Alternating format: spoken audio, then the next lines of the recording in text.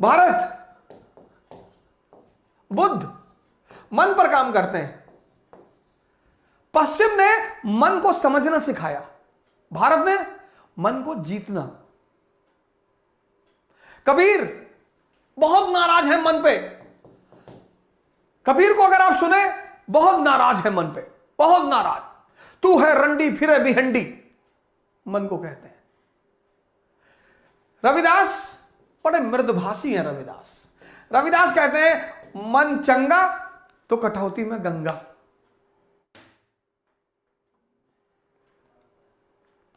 क्योंकि मन आपको दिशा देता है। मन, रविदास कहते हैं मन चंगा तो कठौती में गंगा। इस कहावत की पैदाइश एक कहानी जुड़ी हुई इस कहावत से। रविदास चमार थे जात के, जूता उता सुलते थे, जागृत आदमी थे। एक बार उनके गांव के एक पंडित जी गंगा जी नहाने जा रहे थे। तो जब रविदास की कुटिया के सामने से गुजरे तो रविदास ने पूछा कि प्रभु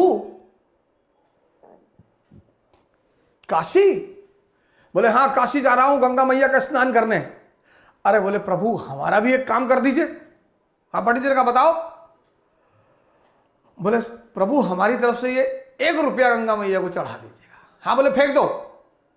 फेंक दिया। पंडित जी ने उस पर गंगा जल डाला, रुपया शुद्ध हो गया। वही गंगा जल रविदास पे भी डाल देते, वो भी शुद्ध हो जाता, जब उस गंगा जल में इतनी ताकत है। पंडित जी, रविदास ने कहा पंडित जी एक बात और सुन लीजिए। बोले हाँ बताइए। बोले जब आप 1 रुपया गंगा मैया को चढ़ाइएगा तो उनसे कहिएगा कि रविदास ने एक जोड़ा कंगन मांगा है। बोले गंगा मैया से? बोले हाँ। बोले अच्छा।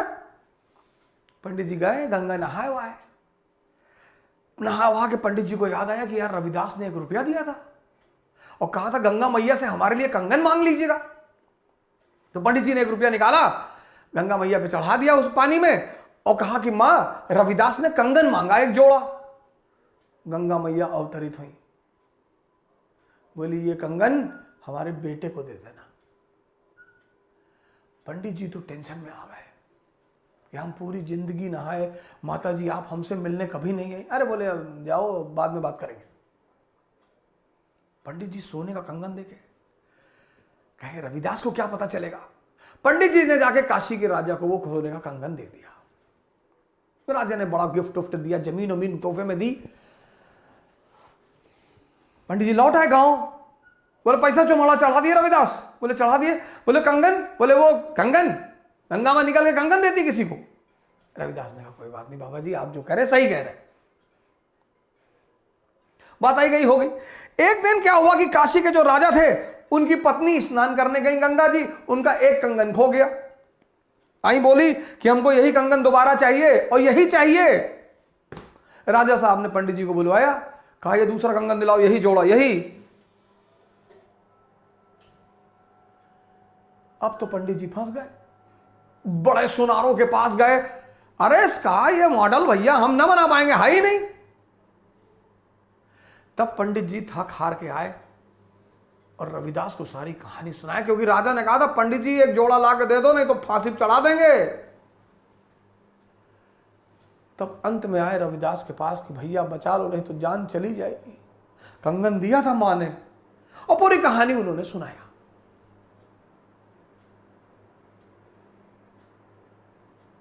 अरे रविदास ने कहा आप चिंता ना करो, राजा साहब को बुला लो, हम कंगन यहीं दे देंगे।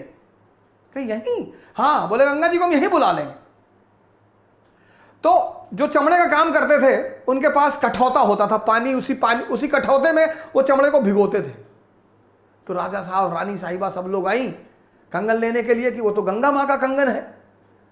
सब आए देखने के लिए कि गंगा मां कंगन देंगी। बोले हाँ।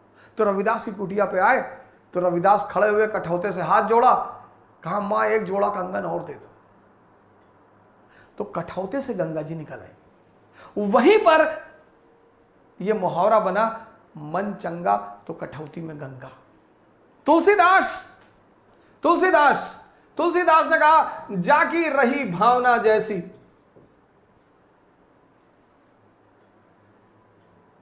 हम पश्चिम से बहुत आगे हैं सर।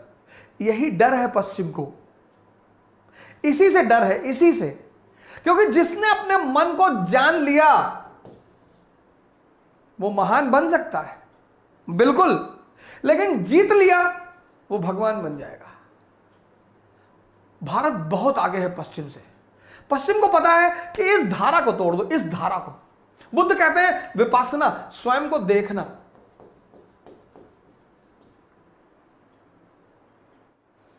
बुद्ध कहते हैं तुम क्यों ईश्वर के चक्कर में पड़े हो यार, तुम्हारी परेशानी तुम्हारे अंदर है। आनंद ने कहा कैसे? कहा अपनी बीवी से परेशान हो ना? बोले हाँ। तो क्यों परेशान हो? बोले औरतें परेशान करती। बोले बिल्कुल कभी नहीं करती। कौन बोला औरतें परेशान करती?